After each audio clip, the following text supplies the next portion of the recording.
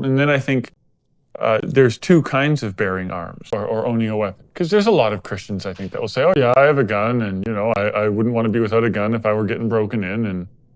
And so that's sort of one category. But I think a lot of those people would still hesitate if you said, take that same gun, identify yourself with this ideology, and go to war. It is a different level of bearing arms. Sure. I think in the States, many people don't even understand or recognize the purpose of the Second Amendment. Right.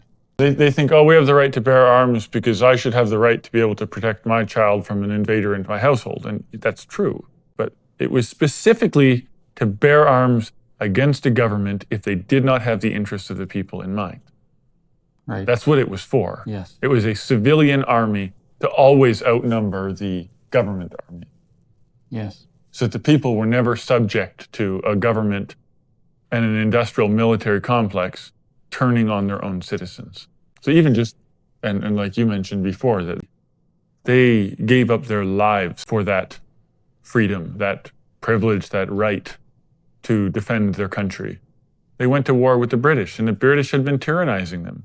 And they fought for their freedom from that. And directly after they had their freedom, you see nothing but the Lord just unleashing blessing on America. There was no punishment for the fact that they threw off their oppressors and then instituted a set of reasonable laws to defend freedom.